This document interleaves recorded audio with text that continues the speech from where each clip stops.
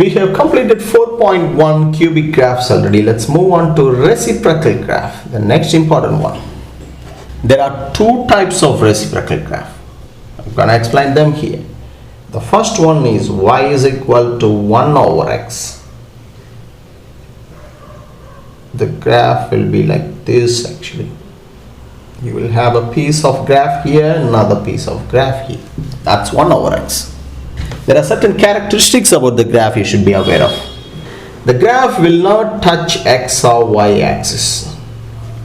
As x goes to infinity, the graph will constantly approach x axis or y axis, but it will not touch x or y axis.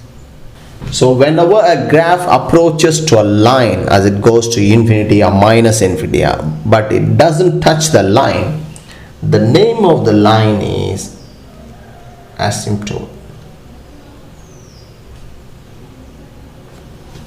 That's the name of the line. So this graph has a horizontal asymptote on the x-axis and vertical asymptote. This graph has two asymptotes.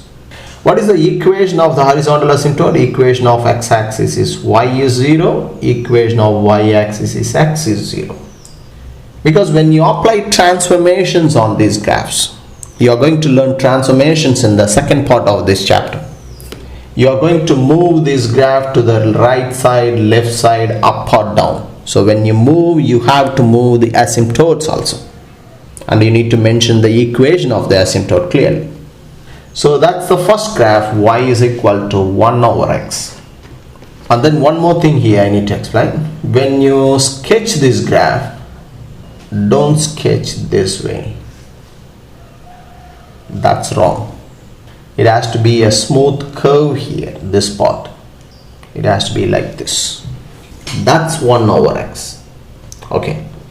Now if they ask you to sketch 1 over x and 5 over x on the same x and xy plane, let's say this is 1 over x, y is equal to 1 over x.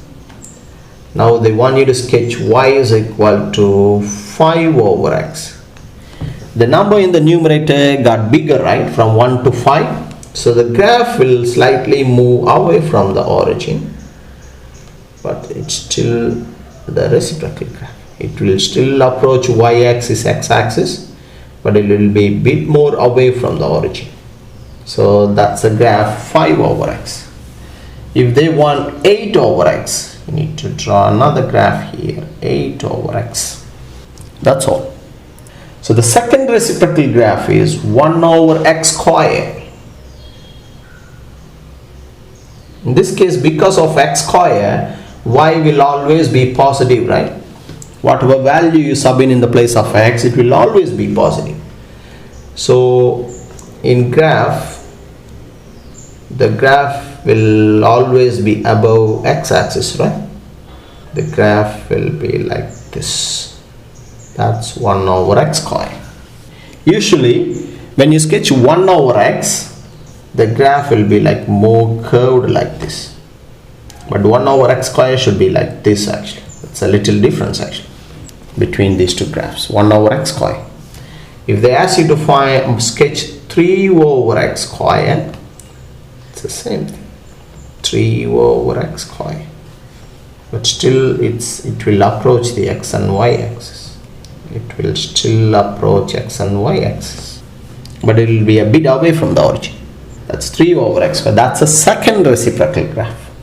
And in this chapter you have only one exercise with little questions, but as I always say for cubic graph, you can ignore these functions with the negative sign. Try not to sketch them now. First go and learn the transformations which comes in the second part of this chapter. Once you learn the reflection, there are two types of reflection. One is minus f of x.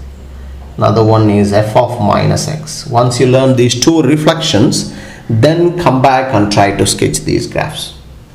But you can practice the rest of the things. So basically that's all in here in this topic.